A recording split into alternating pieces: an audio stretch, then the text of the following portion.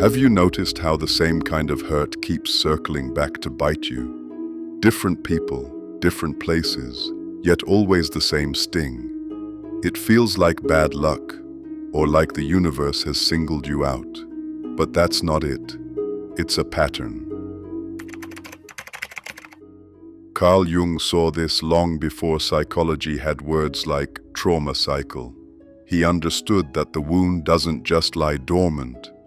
It comes back in disguise. It threads itself into relationships, into choices, into habits. Not to punish you, but to demand your attention. Your psyche isn't trying to destroy you. It's trying to wake you up. The wound repeats because it wants to be seen. But recognition alone isn't enough. To see the wound is only the beginning. Transformation means you have to step into it, let it speak, let it unsettle you. And that's where most people turn back. Because the wound doesn't whisper in polite language. It howls, it aches, it shakes what you thought you had under control. Here's the paradox. The wound is both an injury and an invitation. To avoid it is to live half a life. To face it is to step onto the path Jung called individuation, the process of becoming whole. He saw this pattern everywhere, in dreams, in myths, in the struggles of his patients. Always the same truth. The wound isn't the end. It's the doorway. And doorways are never easy to pass through. They narrow, they resist. But if you dare to cross, you find that what looked like chaos has its own hidden design. Almost as if the psyche buried a map inside the place you least want to look. The catch is that the wound repeats until you turn toward it. The longer you run, the louder it knocks.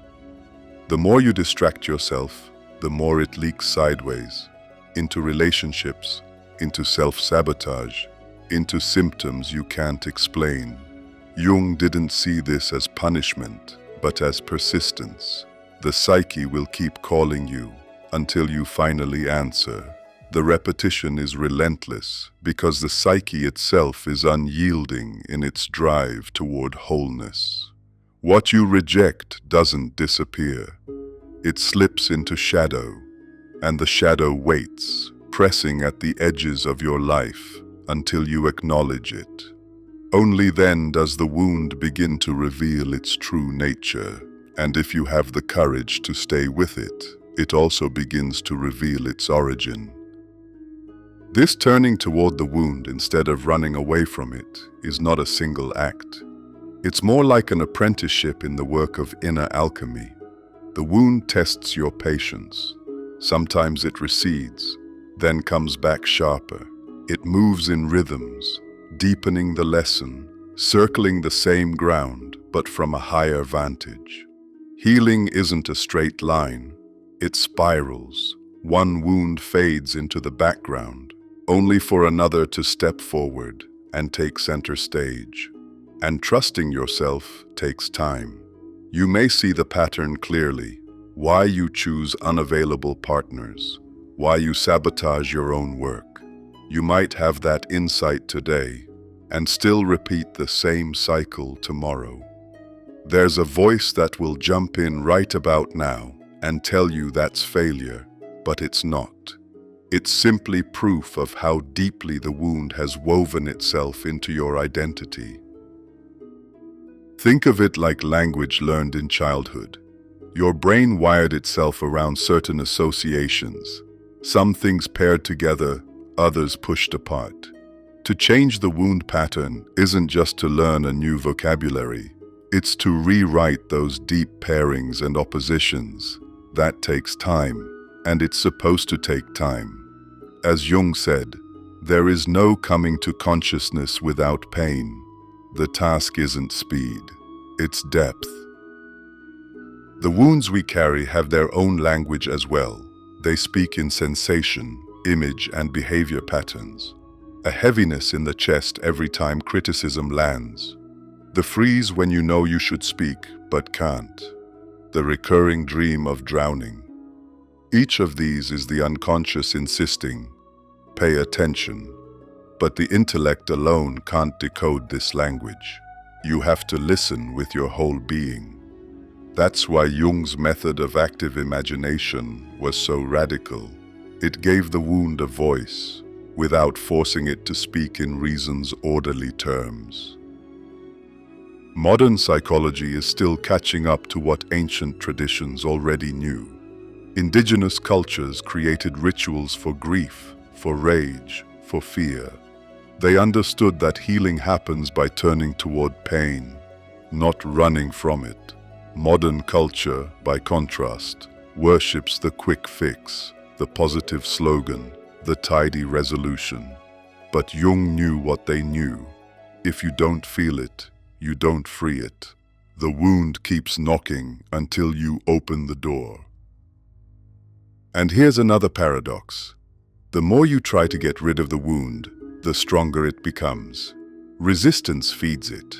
Jung called this enantiodromia, when something pushed to extremes flips into its opposite. The harder you fight the wound, the tighter its grip. But when you turn toward it, the wound stops looking like a flaw to erase.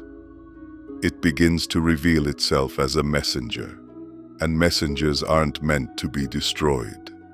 They're meant to be heard. Still, we inevitably ask, what if I face the wound and it gets worse? And yes, for a time, it might.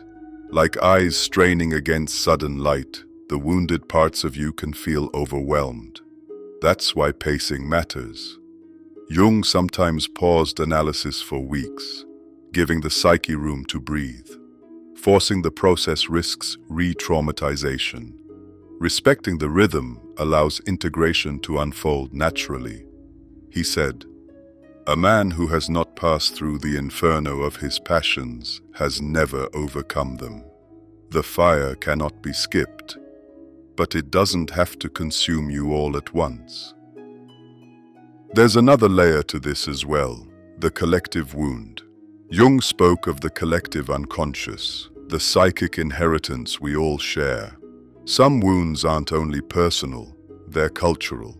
You might carry the silence of generations of women who weren't allowed to speak. You might labor under the compulsion to overwork, born from a culture that equates worth with productivity. These collective shadows strengthen the personal ones, making them harder to see. Recognition shifts the question from, "What's wrong with me?" to, "What am I carrying that isn't mine alone?" Dreams also mattered to Jung for this work. Sometimes they show you patterns that stretch beyond your own life.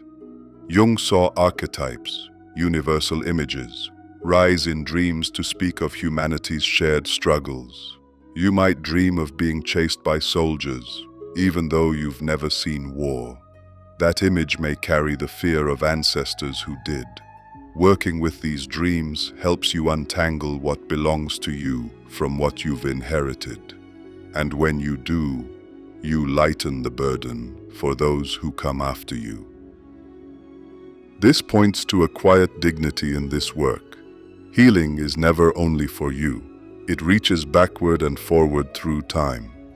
Jung said, "The greatest burden a child must bear is the unlived life of the parents.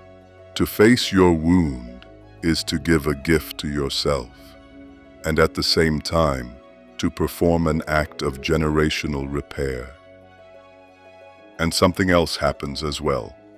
Slowly, the wound begins to show its hidden beauty, not in a romantic way, but in reality.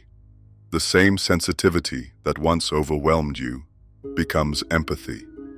The wound isn't erased. Your relationship to it is transformed. You move from being its prisoner to becoming its partner. And here's something crucial to understand. The wound has been holding a portion of your life energy all along. When you turn toward it, understand it, integrate it, that energy flows back into you. True choice becomes possible. The old pattern still tugs at you, but you no longer obey it blindly. You can see the situation, recognize the trigger, and choose to respond differently. This work gives you choice, agency, and that's the moment you stop just surviving your story and start remembering you are writing the narrative. The wound is not your adversary. It is a summons, persistent, inconvenient, unrelenting, calling you toward the work only you can do. The longer you refuse, the louder it knocks. The more you numb, the more it leaks into your life. The psyche is faithful. It will keep calling you home until you answer. So remember, the pattern isn't a curse. It's a compass. Again and again, it points you back to the very place you fear most, because that is where your power lives. As Jung said, where your fear is, there is your task.